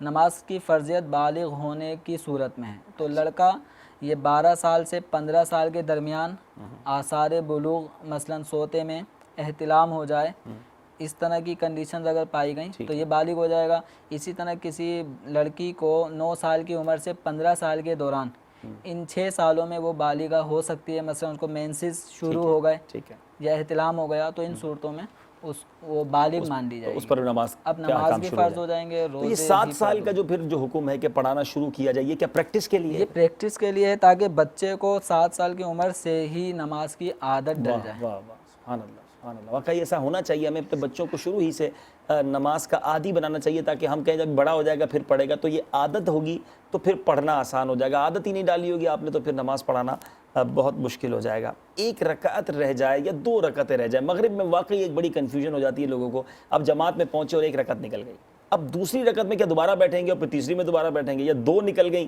اب کس طرح پڑھیں گے؟ تو تھوڑا سا اس کو تسلی سے ہمیں سمجھا دیجیے. مغرب کی نماز اگر 1 رکعت نکلی وہ تو سمپل طریقہ ہے کہ امام صاحب کے ساتھ چونکہ ہم نے 2 رکعتیں پائی ہیں اور ہماری پہلی رکعت نکل گئی، تو امام صاحب کے سلام پھیرنے کے بعد ایک طرف جب وہ سلام پھیر دیں، اب ہمیں اطمینان ہو جائے کہ سجدہ سہو نہیں کریں گے، اب یہ دوسرا سلام پھیرنے والے ہیں، پھیر رہے ہیں، تو اب ہم کھڑے ہو جائیں گے. کھڑے ہونے کے بعد ہم اپنی اس رکعت کو اس انداز میں پڑھیں گے جیسے میں پہلی رکعت پڑھ رہا ہوں. اچھا، تو پہلی رکعت میں ثنا پڑھی جاتی ہے، تعوذ، تسمیہ، سورہ فاتحہ، سورت، پھر رکوع سجود کرتے ہیں، اتحیات میں بیٹھ کے اپنا سلام پھیر لیں گے. یہ تو ہے جس کی 1 رکعت چھوٹی، یعنی جس کی پہلی رکعت چھوٹی ہے وہ پہلی رکعت ہی پڑھے گا. ہاں، جس کی جو رکعت چھوٹی ہے وہ اصل میں پڑھتا اسی رکعت کو. کیا بات ہے، واہ، بڑا آسان ہو گیا. پہلی رکعت چھوٹی تو پہلی کو پڑھنا ہے، اب دوسری چھوٹی تو دوسری کو پڑھنا ہے. 2 چھوٹی ہیں، اب 2 چھوٹ گئی تو اس کو کیا کرنا ہے؟ اب کوئی شخص آتا ہے امام صاحب کے ساتھ تیسری رکعت میں شامل ہوا، ٹھیک ہے، اس کی 2 رکعتیں چھوٹ گئیں، ٹھیک ہے، تو اب یہ کس طرح پڑھے گا؟ ذہن میں وہی رکھیں کہ میری پہلی چھٹی ہے، پھر دوسری چھٹی ہے. تو امام سے سلام پھیرنے کے بعد میں کھڑا ہو جاؤں گا. کھڑا ہونے کے بعد مجھے ثنا پڑھنی ہے، تعوذ، تسمیہ، سورہ فاتحہ، سورت پڑھوں گا. اب اس کے بعد میں رکوع سجود کر لوں گا. ٹھیک ہے. اب کاؤنٹنگ کے اعتبار سے میری رکعتیں کتنی ہو گئیں؟ ایک امام صاحب کے ساتھ پڑھی ہے اور یہ دوسری ہو گئی. اب یہ ذہن میں یعنی اس کو 2 اصول چلانے ہیں. ٹھیک ہے. ایک اصول تو اپنی چھٹی ہوئی رکعت وہ پڑھنی ہے اسی ترتیب سے، ٹھیک ہے، اور دوسرا اصول یہ رکھنا ہے کہ میری تعداد کتنی ہو گئی. 1 رکعت امام کے ساتھ پڑھی ہے اور دوسری اب سجدے بھی کر لیا، 2 ہو گئیں. اب اس کو حکم یہ ہے کہ جب بھی 2 رکعتیں ہو جائیں گی تو اس کو قعدہ کرنا واجب. ٹھیک ہے. تو اب اس مقتدی کو قعدے میں بیٹھنا ہوگا. ٹھیک ہے. نہیں، 2 رکعتیں جب ہو جاتی ہیں تو قعدہ کرنے کا حکم ہے. اب یہ قعدہ میں بیٹھے، اتحیات پڑھے، اتحیات پڑھنے کے بعد پھر کھڑا ہو جائے. ٹھیک ہے. اب یہ کھڑا ہو کے کیا پڑھ رہا ہے؟ ویسے کاؤنٹنگ کے اعتبار سے تیسری، لیکن در حقیقت یہ اپنی چھوٹی ہوئی دوسری رکعت پڑھ رہا ہے. اور دوسری رکعت میں سورہ فاتحہ کے بعد سورت بھی ملانی ہوتی ہے. تو یہ سورہ فاتحہ بھی پڑھے گا، سورت بھی ملائے گا، پھر رکوع سجود کر کے اتحیات پڑھ کے نماز سے فارغ ہو جائے گا. امیزنگ، کتنا کچھ ہمیں سیکھنا ضروری ہے.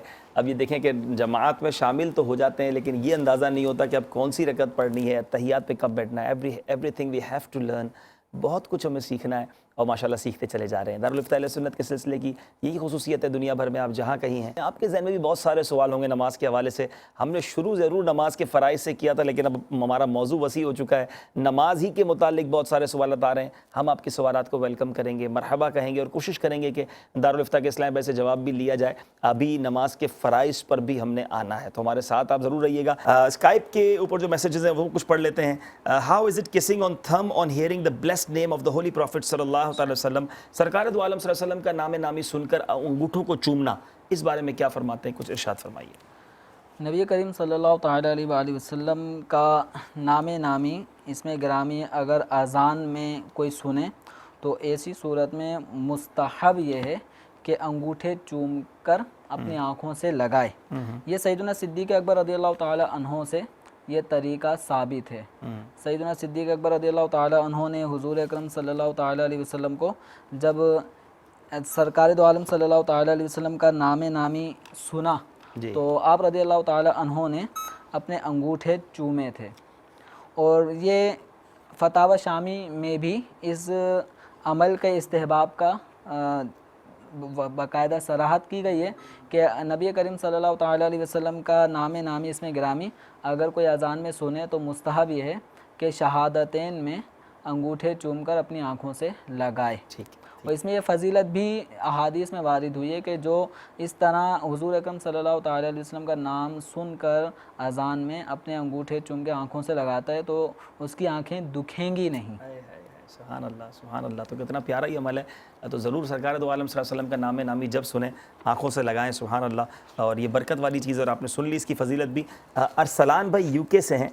ریڈنگ نماز ود غیر محرم ان روم, مطلب اگر کوئی شخص نماز پڑھ رہا ہے اور غیر محرم بھی اسی کمرے میں موجود ہے تو نماز پڑھنا درست ہے یا نہیں؟ اسلامی بہن نماز پڑھ رہی ہے یا دونوں میں سے کوئی بھی اگر پڑھ رہا ہے, اگر مرد پڑھ رہا ہے اور ایسی غیر محرم عورت بھی اسی روم میں موجود ہے, یا عورت پڑھ رہی ہے اور غیر محرم, جہاں تک یہ ہے کہ اگر جیسے مرد نماز پڑھ رہا ہے اور کوئی غیر محرم عورت وہاں موجود ہے تو نماز پڑھنے کے اعتبار سے کوئی فرائض یا شرائط میں تو کمی نہیں آئی. ٹھیک ہے. جہاں تک معاملہ نماز کی ادائیگی کا ہے وہ تو اگر یہ صحیح طرح ادا کریں گے تو نماز ہو جائے گی. ٹھیک ہے. رہا یہ معاملہ کہ مرد اور عورت کا تنہا ایک روم میں ہونا, صحیح, یہ ایک الگ میٹر ہے. ٹھیک ہے. نبی کریم صلی اللہ تعالیٰ علیہ وسلم نے ایک آدمی کو ایک غیر محرم اجنبی عورت کے ساتھ تنہائی سے سختی کے ساتھ منع فرمایا ہے.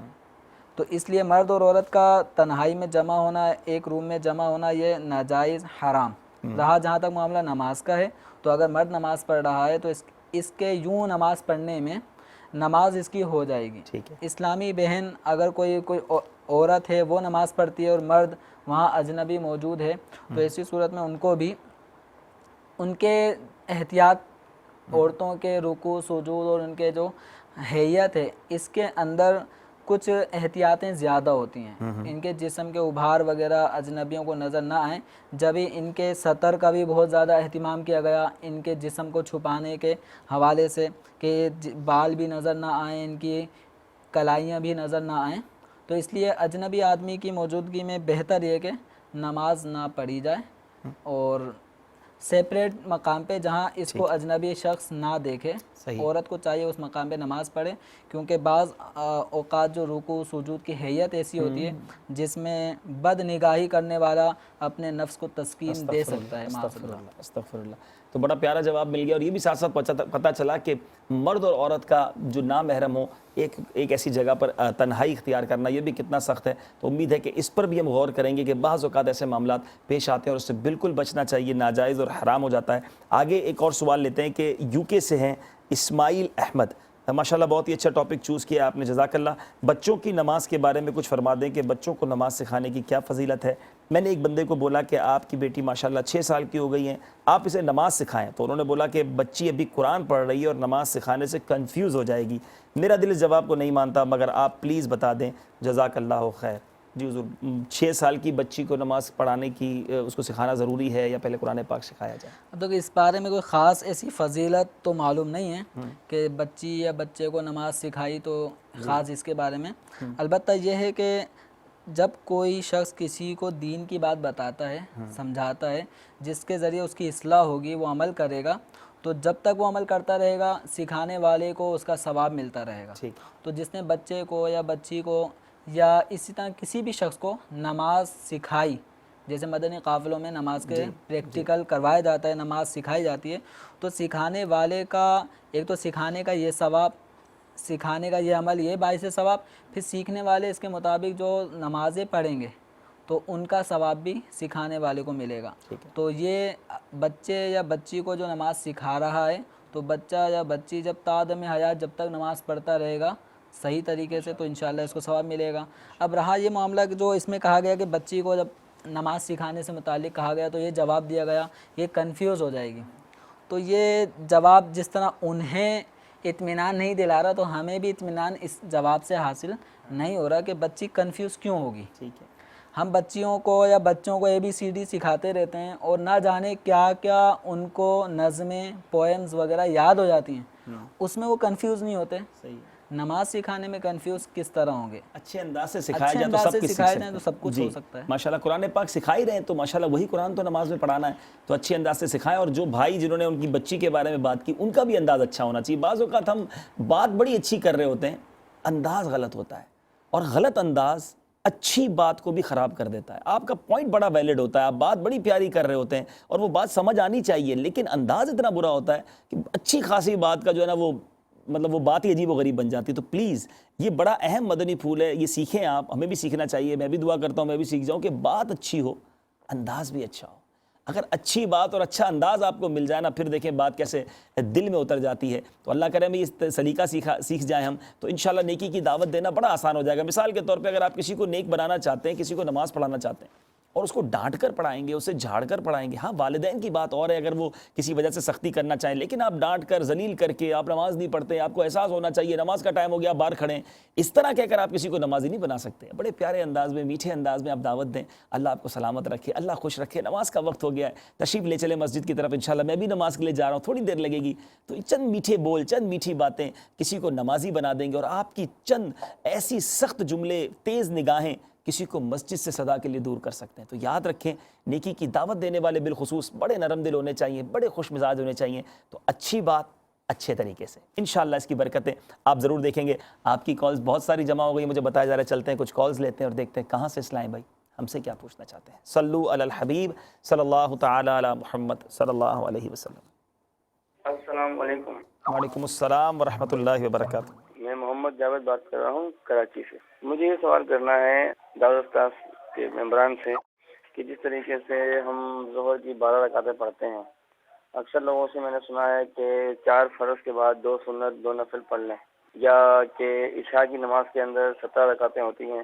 اکثر لوگ 4 فرض پڑھتے ہیں, 2 سنت پڑھتے ہیں اور 3 وتر پڑھتے ہیں. کیا یہ جائز ہے؟ اس کے بارے میں مجھے معلومات چاہیے. انشاءاللہ.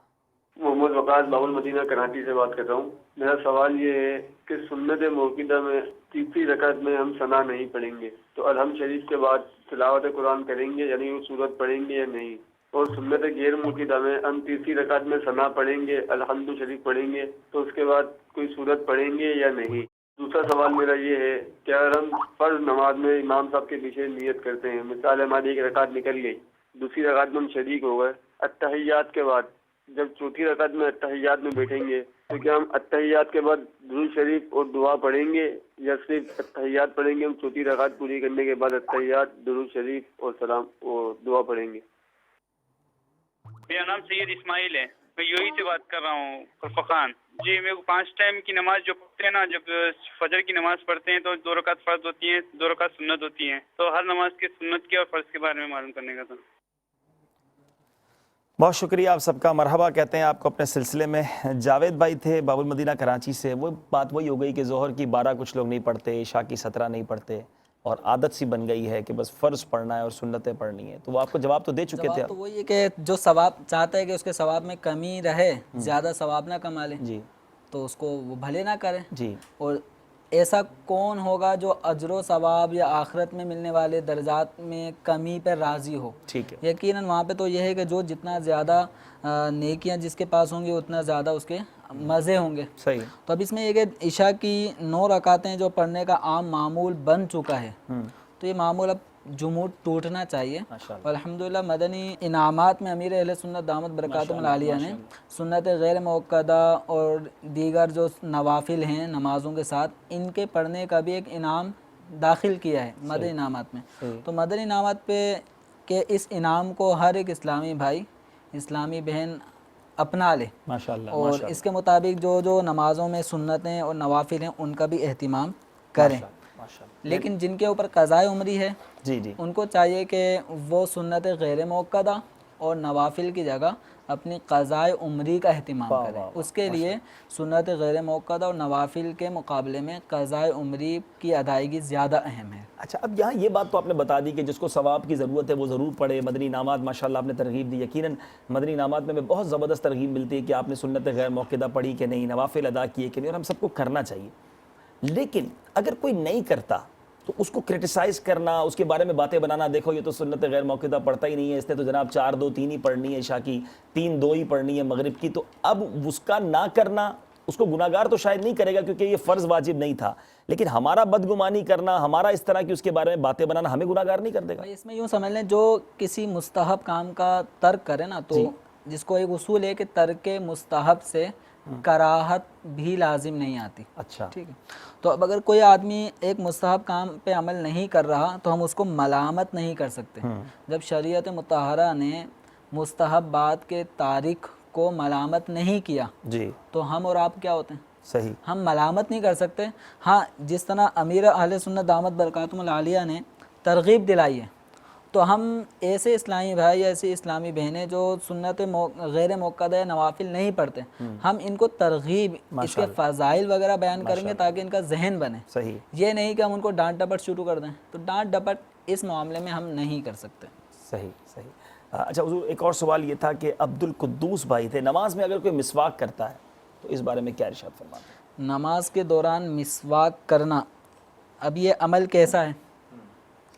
अब यूँ तसव्वुर करें कि मेरे हाथ में मिसवाक है, ठीक है, और मैं नमाज में हूँ और मिसवाक कर रहा हूँ। सही, आप मेरे इस अमल को मुझे देखते वक्त आप क्या समझेंगे कि मैं आया नमाज पढ़ रहा हूँ या मिसवाक नमाज से पहले की तैयारी कर रहे हैं? नमाज की तैयारी कर रहा हूँ। ठीक है, तो देखने वाला जब मेरे इस अमल को देखेगा कि मैं नमाज में मिसवाक कर रहा हूँ, तो इस कंडीशन में उसका ज़न्ने गालिब यही होगा कि मैं नमाज नहीं पढ़ रहा। ठीक है, तो अब ये उसूल जहन में बिठा लें कि नमाजी का ऐसा काम, नमाज पढ़ते हुए ऐसा काम करना कि इस काम को अगर कोई शख्स देखे तो वो उसको नमाज में गुमान ना करे, ठीक है, ज़न्ने गालिब उसका यही बने कि ये नमाज नहीं पढ़ रहा। ठीक, तो इस सूरत में इस अमल से नमाज टूट जाती है। तो यकीनन मिसवाक करना नमाज में एक ऐसा अमल है कि जिसको देखने वाला यही समझेगा ये नमाज नहीं पढ़ रहा, तो नमाज में मिसवाक करने से नमाज टूट जाएगी। ठीक है, उम्मीद है कि ये भी जवाब मिल गया होगा। वकास भाई, आपने बाबुल मदीना से कॉल किया, मरहबा कहते हैं, लेकिन आपके सवाल की बड़ी तफसीली वजाहत थोड़ी देर पहले हुई। हो सकता है आपने रिकॉर्ड पहले करवाया होगा कि सुन्नत गैर मौक़दा में तिलावत कब करनी है, तहियात में दूसरी रकत में क्या होगा, चौथी रकत में क्या होगा। उम्मीद है आपको उसका जवाब मिल गया होगा। सैयद इस्माइल भाई थे UAE से, फ़जर में जिस तरह 2 सुन्नतें और 2 फ़र्ज़ हैं, इस तरह तमाम नमाज़ों की सुन्नतें और फ़र्ज़ बयान कर दी जाए। इससे गुज़श्ता जो सवाल था इनका, एक जो जिसमें कुछ नया है जी, मसबूक के बारे में। जी, फरमा दीजिए। इनका ये था कि अगर कोई शख्स इमाम की दूसरी तीसरी रकात में शामिल हुआ और इमाम साहब चौथी रकात पढ़ रहे हैं, तो अब ये सिर्फ अत्तहियात पढ़ेगा, ये इसको दुरूद शरीफ वगैरह भी पढ़ने होंगे। ठीक है, तो इस सूरत में हुक्म ये कि अगर जैसे मसबूक जिसकी कुछ रकातें निकल गई, वो इमाम के साथ दूसरी तीसरी या चौथी किसी भी रकात में आया, इमाम साहब जब चौथी रकात में बैठ के अत्तहियात पढ़ते हैं, अत्तहियात के बाद दुरूद शरीफ दुआ पढ़ेंगे। इस मसबूक को ये करना है कि अत्तहियात धीरे धीरे पढ़े, स्लो स्टाइल में पढ़ता जाए, यहाँ तक कि इमाम के सलाम फेरने तक ख़त्म हो। ठीक है, और अगर इसने जल्दी पढ़ के फारिग हो गया, अभी अत्तहियात पढ़ के, अब क्या करेगा?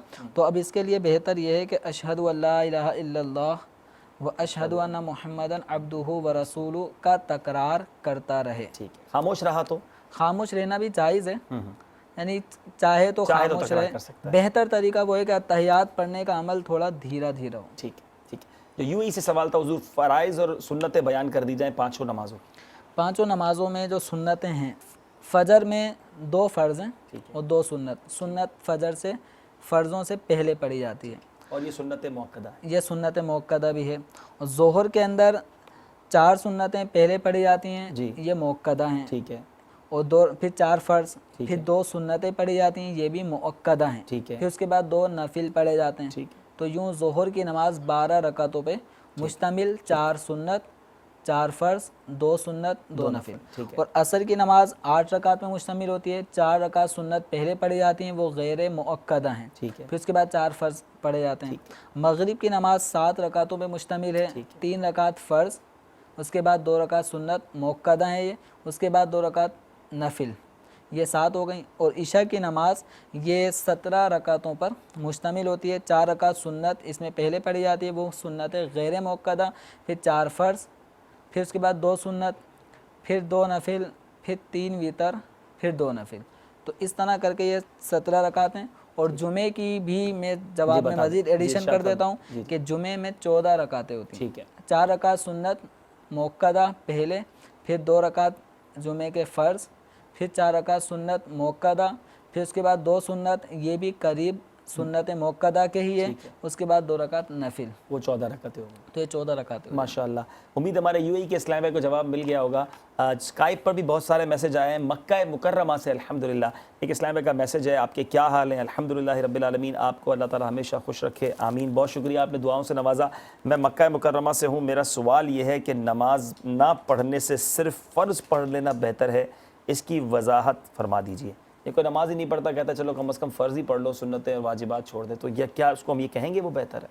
نہیں، ہم یہ تو نہیں کہیں گے کہ یعنی یہ ایسا آدمی چلو فرض ہی پڑھ لے، تو ہم اس کو ترغیب نہیں دلائیں گے، ہم اس کو پورا طریقہ بتائیں گے کہ آپ پہ یہ چیزیں فرض ہیں، یہ واجب ہیں، یہ سنت موقدہ ہیں، یہ غیر موقدہ ہیں، یہ نفل ہیں. آپ کو اختیارات غیر موقدہ اور نوافل میں تو ہیں، پڑھیں گے تو ٹھیک، نہیں پڑھیں گے تو کوئی گناہ نہیں ہے. لیکن سنت موقدہ کا تارک جو اس کی عادت بنا لے وہ گناہ گار ہوگا. اور اسی طرح وطر یہ بھی واجب ہیں، جو اس کو چھوڑے گا وہ بھی گناہ گار ہوگا، اور جو فرض چھوڑے گا وہ بھی گناہ گار ہوگا. تو ہم کسی کو یہ نہیں کہیں گے بھائی تم فرض پڑھ لو، بھلے وطر نہ پڑھو، بھلے سنت موقدہ نہ پڑھو. ہم کون ہوتے ہیں جو اس کو اختیارات دینے والے کہ تم یہ نہ کرو وہ نہ کرو؟ جو شریعت نے جتنا اختیار مجھے دیا ہے اتنا ہی اس کو دیا ہے، ہم مزید اس کو اختیارات بڑھا نہیں سکتے. ہم اس کو پورا بتا دیں. اب وہ صرف فرض پڑھتا ہے تو وہ اس کی مرضی ہے، لیکن اس کو بتایا پورا جائے، بتایا پورا جائے، اور یہ نہ کہا جائے چلو کم از کم فرض پڑھ لو، تو پھر وہ وطر وغیرہ سب چیزیں چھوڑ دے گا. اس طرح ہم نہیں کہہ سکتے. ماشاءاللہ اس میں امیر علیہ سنت نے ایک بار مدنی مذاکرے میں بڑا پیارا مدنی پھول دیا. نارملی کسی جگہ جاتے ہیں تو میوزک بج رہا ہوتا ہے، تو اب میوزک بج رہا ہے تو جو مذہبی ذہن والے ہو تو کیا کہتے ہیں بھائی تھوڑی آواز کم کر دینا. اب بڑا پیاری توجہ دلائی امیر علیہ سنت نے کہ اس کا مطلب آپ نے اس کو اجازت دی کہ میوزک بھلے بجاؤ، تھوڑی آواز کم کر دو. تو یہ تو گناہ پر اجازت دینا ہوا. آپ اسے کہیں میوزک بند کر دو، پیار سے کہیں، اب وہ آواز کم کر دے تو اب وہ اس کی مرضی ہے، لیکن آپ کی طرف سے تو یہ اجازت نہ ہونا کہ بھائی آپ میوزک تھوڑا سا کم کر دیں، اس کا مطلب آپ کم آواز میں چلاتے رہیں. تو یہ وہی بات آ گئی کہ ہم کیسے کہتے ہیں کہ بھائی آپ صرف فرض پڑھ لیں. تو توجہ ہونی چاہیے کہ ہماری طرف سے اس طرح کا کوئی جملہ نہ ہو، ہم پوری بات بتائیں اور اس کی فضیلت بتائیں. انشاءاللہ اللہ نے چاہا وہ پوری نماز پڑھنے والے بن جائیں گے. نماز تہجد کا وقت اور طریقہ بتا دیں حضور، یہ بھی ایک میسج آیا ہوا ہے. نماز تہجد عشاء کی نماز جو ادا کر لے فرض، تو اب اس کے بعد اگر وہ سو جاتا ہے، اب جب بھی اس کی آنکھ کھلے صبح صادق سے پہلے تو یہ تہجد کی نماز پڑھ سکتا ہے. ٹھیک ہے. اب یہ سونے کی کوئی لیمٹ نہیں ہے کہ کتنے گھنٹے منٹ وہ سوئے گا تو تہجد پڑھے گا. اگر کوئی عشاء کے فرض پڑھنے کے بعد آدھے گھنٹے بھی نیند کر لیتا ہے، یا کوئی ایسا ہے جو بیٹھے بھی جس کو اونگ آ جاتی ہے، عشاء کے فرض ادا کرنے کے بعد کوئی بیٹھے بھی سو گیا، تو اس کے لیے تہجد کا وقت شروع ہو گیا. واہ. تہجد کا وقت ہر شخص کے اپنے اعتبار سے جب چاہے شروع کروا لے. ٹھیک ہے. عشاء پڑھ چکا ہو اور اس کے بعد کچھ دیر وہ سو لیا ہو کم از کم، تو اب وہ عشاء کا تہجد تھوڑی دیر کے لیے بھی اگر وہ اس کو آنکھ لگ گئی، نیند آ گئی، تو اس کے لیے تہجد کا وقت شروع. اب جب وہ بیدار ہوا تو وہ جب چاہے تہجد کی نماز پڑھ سکتا ہے. اور تہجد کا وقت صبح صادق تک ہوتا ہے. جب فجر کا وقت شروع ہوتا ہے تو تہجد کا وقت ختم ہو جاتا ہے. تہجد میں کم از کم 2 رکعتیں ہیں اور زیادہ سے زیادہ 8 رکعتیں ہیں. تو 2 رکعتیں کر کے 8 رکعتیں ماشاءاللہ ضرور پڑھیں. تہجد اور بابرکت نماز ہے ماشاءاللہ، دعاؤں کی قبولیت کا وقت ہے، نفل نماز میں سب سے افضل ہے حضور. جی ماشاءاللہ تو ضرور پڑھنی چاہیے. اللہ تعالیٰ ہمیں توفیق دے. جرمنی سے ایک میسج ہے. السلام علیکم. وعلیکم السلام. میں جرمنی سے سوال کر رہا ہوں، میرے گھر کے قریب مسجد نہیں ہے تو میں جماعت کا ثواب کیسے حاصل کر سکتا ہوں؟ عبد الرؤوف اتاری. کیا فرماتے ہو؟ گھر کے قریب مسجد نہیں ہے تو جماعت کا ثواب کیسے ملے گا؟ گھر کے قریب بالکل مسجد نہیں ہے، کہ وہاں کئی کلومیٹرز تک بعض اوقات ایسے علاقے ہوتے ہیں جہاں مسجدیں نہیں ہوتی، تو اس میں یہ کر لیں کہ اپنے 2 مسلمان 3 مسلمان جتنے بھی ہوں تو مسلمانوں کو چاہیے کہ یہ جماعت کا اہتمام کریں. ماشاءاللہ کوشش ایسی کریں کہ کسی جگہ کو مسجد کے لیے وہ مختص کر لیں، مسجد بنانے کی کوشش کریں. اگر مسجد بنانا ان کے حق میں ان کے لیے ممکن ہو تو مسجد بنائیں تاکہ مسلمان بغیر جماعت کے نماز نہ پڑھیں. جماعت کے ساتھ نماز پڑھنا یہ شریعت کو مطلوب ہے. وَارْكَعُوا مَعَ الرَّاكِعِينَ، رکوع کرنے والوں کے ساتھ رکوع کرو. اس میں جماعت کی طرف بھی اشارہ ہے کہ جماعت کے ساتھ نماز پڑھیں. تو مسلمانوں کو چاہیے کہ اکیلے نماز پڑھتے رہیں گے تو اس سے وہ ایک اجتماعیت جب ختم ہو جاتی ہے تو پھر شیطان حاوی ہو جاتا ہے. تو اس لیے ایک ٹائم مقرر ہو اور اوقات صلات وغیرہ کے اعتبار سے کب وقت شروع ہوتا ہے کب ختم ہوتا ہے. پھر مزید ہے کہ کوئی جامع شرائط کوئی نماز کی صلاحیت رکھتے ہوں، اہلیت رکھتے ہوں، ایسے اسلامی بھائی نماز کے لیے منتخب کریں، مقرر کریں، جماعت کے بغیر کوئی نماز نہ پڑھے، کوشش یہی ہو۔ البتہ کو کوئی ایسا امامت کے لائق کوئی نہیں ملتا تو پھر اپنی تنہا نماز پڑھیں۔ قرآن ایسی کم از کم ہونی چاہیے کہ جماعت سے نماز اگر مجھے ملتی تو ضرور پڑھتا۔ تو انشاءاللہ امید ہے کہ اس قرآن پہ اللہ تبارک و تعالیٰ ان کو اجر و ثواب عطا فرمائے۔ یہاں ایک اور بات میرے پیارے اسلامی بھائی، جرمنی کے اسلامی بھائی نے واقعی دل کے تار چھیڑ دیے ہیں۔ یہ جرمنی میں ہے اور انہیں خیال ہے کہ میں مسجد نہیں ہے، جماعت کا ثواب کیسے پاؤں، اور ہم مسجد کے قریب رہتے ہیں۔ پاکستان، ہندوستان، بنگلہ دیش کے لوگ سوچیں، واقعی یہ بڑی نعمت ہے۔ یقین کریں بیرون ملک جائیں آپ تو آپ کو پتہ چلے گا 25 کلومیٹر 30 کلومیٹر لوگ ٹریول کر کے نماز پڑھنے پہنچتے ہیں، اور ہمارے گھر کے برابر میں مؤذن صدا لگا رہا ہوتا ہے۔ ہمیں مسجد جانے کا ٹائم نہیں ہوتا۔ وہ جرمنی سے پوچھ رہے ہیں کہ میں مسجد نہیں ہے قریب، جماعت کا ثواب کیسے پاؤں، اور ہمارے گھر کے قریب مسجد ہے، آفس کے قریب مسجد ہے، جماعت ہو رہی ہے، مگر ہمارے پاس وقت نہیں ہے۔ یو کے والے بھی سوچیں، بہت مسجدیں ہیں یو کے اندر۔ جن ملکوں میں مسجد آپ کے گھر کے قریب مسجد ہے اور آپ کے آفس کے قریب مسجد ہے، جماعت آپ نہیں پڑھتے، اس بارے میں ضرور غور کیجئے گا۔ یہ واقعی ہمیں ایک میسج ہے، اس میسج کے اندر بہت میسج ہے۔ مجھے ایک واقعہ یاد آیا کہ ہمارے ایک دوست تھے، ان کے ماموں امریکہ سے آئے تھے۔ وہ بتاتے ہیں کہ ابھی ظہر پڑھ کے آتے اور ہر تھوڑی دیر بعد پوچھتے، بیٹا ابھی کیا ٹائم ہوا ہے، کیا ٹائم ہوا ہے، عصر کتنے بجے، اور ابھی عصر کی اذان میں آدھا گھنٹہ باقی ہوتا تو وضو کرنے لگ جاتے۔ کہتے ہیں ماموں ابھی تو اذان بھی نہیں ہوئی۔ کہہ رہے ہیں نہیں بس مجھے جانا ہے۔ 2-3 بار اسی طرح ہوا تو انہوں نے کہا ماموں اتنی جلدی کیوں کرتے ہیں؟ تو کہتے ہیں بیٹا تمہیں کیا پتہ مسجد کیا ہوتی ہے، ہمارے تو کان ترستے ہیں اذانوں کے لیے، آپ کتنے خوش نصیب ہو آپ کے گھر کے برابر مسجد، وہ اذان سے پہلے مسجد میں پہنچ جاتے ہیں۔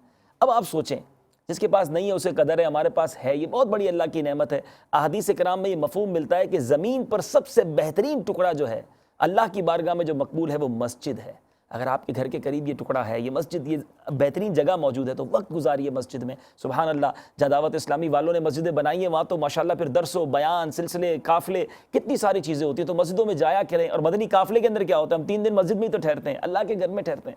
تو یہ نیت کیجیے اپنے آپ، یہ ایمان کے تقاضوں میں سے ایک تقاضا ہے۔ روایتوں میں یہ بھی مفہوم ملتا ہے کسی کو چیک کرنا اس کے ایمان کی جو مقدار ہے اور اس کا ایمان کتنا مضبوط ہو تو دیکھ لو مسجد سے اس کا تعلق کیسا ہے۔ ہمارا تعلق ہے ایسا مسجد سے، ضرور غور کیجیے۔ اگر نہیں ہے تو مسجد سے تعلق ہونا چاہیے، مسجد سے محبت ہونی چاہیے۔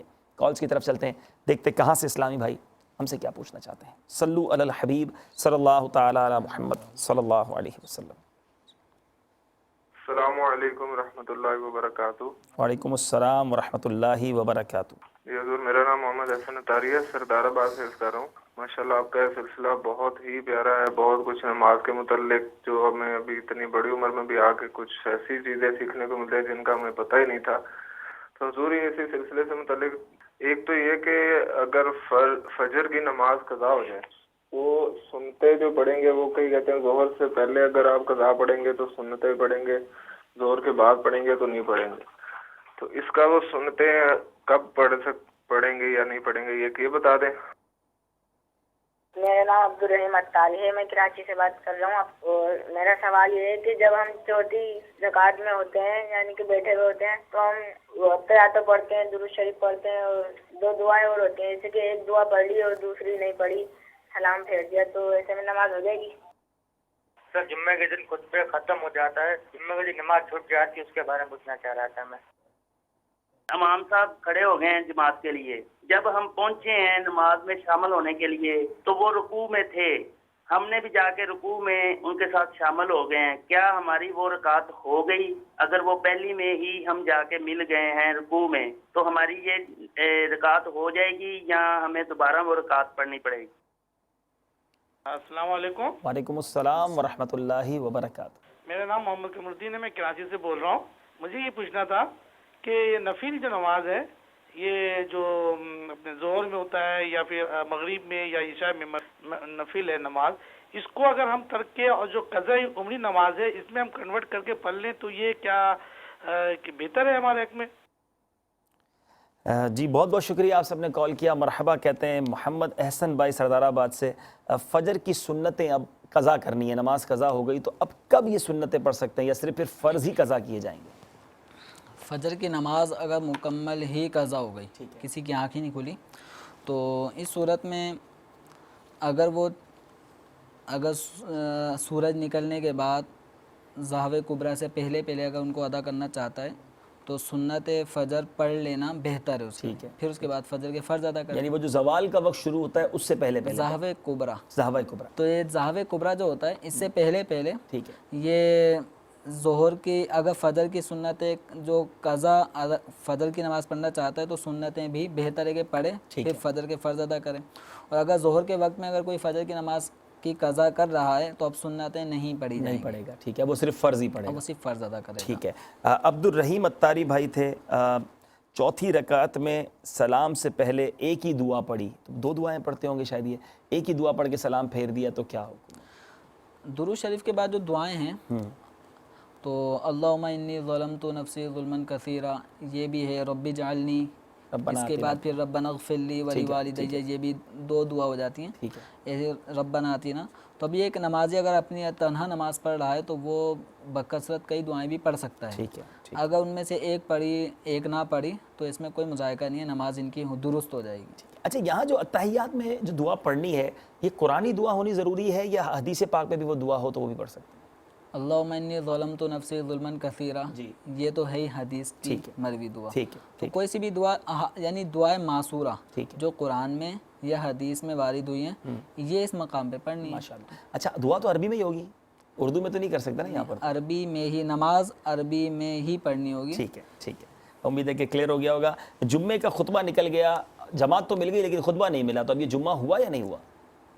जुमे के शराइत में से खुतबा भी है, ठीक है, यानी खुतबे का होना, ठीक है, ये जुमे के शराइत में से अगर खुतबा नहीं हुआ तो नमाज जुमा अगर पढ़ी खुतबे के बगैर तो जुमा की नमाज नहीं होगी। यानी इमाम साहब ने ही खुतबा नहीं दिया तो किसी की भी जुम्मे की नमाज एक अलग में, ठीक है, ठीक है, ये नहीं है कि हर एक मुक्तदी खुतबा सुने, ठीक है, तो जुम्मा होगा, ठीक है, वरना नहीं होगा, ठीक है, ऐसा नहीं है। या बस ये कि खुतबे का होना शर्त है, वो आम तौर पे हो रहा है, ठीक है।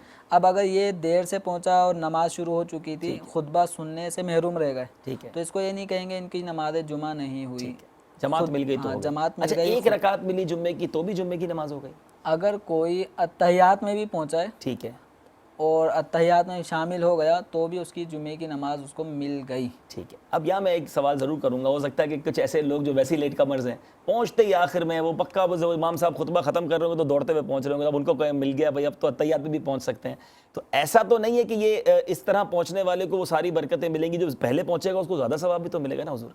देखिए बरकतें तो मिलनी है, हमें हुक्म ये है इज़ा नूदिया लिस्सलाति मिन यौमिल जुमुअति फसअउ इला ज़िक्रिल्लाहि व ज़रुल बै', कि जब जुमे के दिन पुकार हो यानी अज़ान जुमे के दिन जब हो जाए, फसअउ इला ज़िक्रिल्लाह, तो अल्लाह ताला के ज़िक्र की तरफ दौड़ो। अज़ान के बाद सही, अज़ान के बाद से ही अल्लाह के ज़िक्र यानी नमाज के लिए अब सही करना, कोशिश करना, व ज़रुल बै', कारोबार को छोड़ दो। सही, सही। ये हमारे परवरदिगार अज़्ज़ा व जल ने सूरह जुमुआ में ही ये जुमे के बारे में ये हमें तरीका इरशाद फरमाया और हुक्म दिया कि अज़ान जुमा होते ही हमने कारोबार छोड़ देना है और नमाज जुमा के लिए कोशिशें करनी है।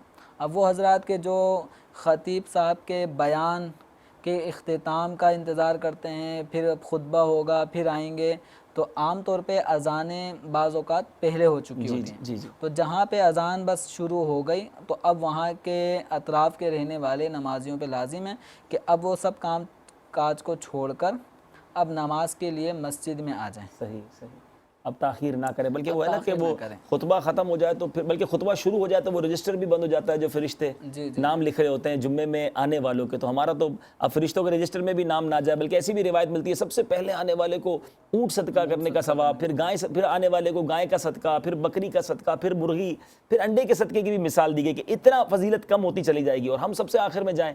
कई नमाजियों को देखा गया प्यारे इस्लाम बिल्कुल लास्ट मोमेंट पे, हर हफ्ते ये मामूल है हम कब मस्जिद में पहले जाएंगे, और फिर जाना भी लास्ट मोमेंट पे और 2 फ़र्ज़ पढ़ के सबसे पहले निकलना भी है, दुआ में भी शामिल नहीं होते, दुआ में भी शामिल नहीं, ये बेचैनी नहीं होनी चाहिए। वो रिवायत मुझे याद आ रही है कि मोमिन की मिसाल ऐसी है, पानी के अंदर जिस तरह मछली होती है इस तरह वो मस्जिद के अंदर होता है।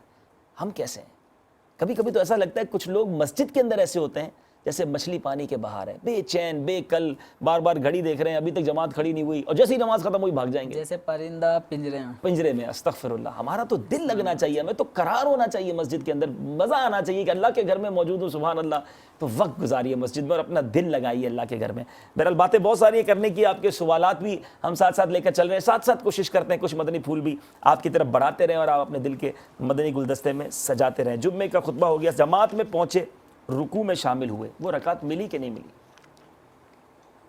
جماعت کے اندر رکوع میں پہنچ گئے جی، تو رکوع جب ہم نے امام کا پا لیا ٹھیک ہے، تو ہمیں وہ رکعت مل گئی. ٹھیک ہے. اب وہ پہلی ہے تو پہلی رکعت مل گئی، اور پہلی رکعت جس کو مل گئی اسے تکبیر اولیٰ کا ثواب بھی مل گیا. ٹھیک ہے، ٹھیک ہے، تو اب یہ کہ رکوع میں امام کو جب پا لیتے ہیں تو رکعت مل جاتی ہے. ٹھیک ہے، ٹھیک ہے. امید ہے کہ پتہ چل گیا ہوگا کہ رکوع مل گیا تو وہ رکعت بھی مل گئی. محمد قمر الدین بھائی تھے، نفل نماز کی جگہ ہم قضا پڑھ لیں، اس کو نفل کو کنورٹ کر لیں قضا میں، تو وہ ہمارے لیے بہتر ہے، کیا فرماتے ہیں؟ کنورٹ کرنے کا معنی ایسا نہیں ہے کہ ہم نفل کی بھی نیت کریں اور قضاء عمری کی بھی کر لیں. تو اس طرح یہ ہے کہ ہم نے نفل کی جگہ، یعنی ہم نے نفل نہیں پڑھنے، نفل کی جگہ ہم اپنی قضاء عمری کی ادائیگی کریں. تو یہ عمل ان کا یقیناً یعنی ضرور وہ بہتر ہے. قضا نماز کی نیت سے پڑھیں، نفل کی نیت سے نہ پڑھیں. ٹھیک ہے.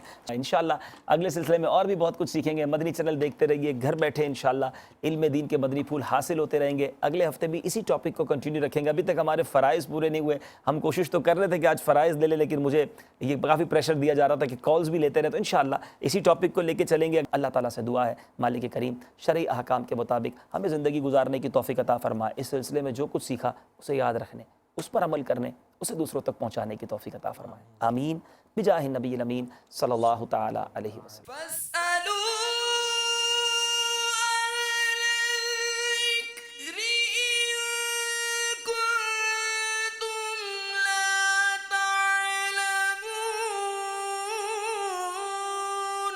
تو اے لوگو، علم والوں سے پوچھو اگر تمہیں علم نہ ہو.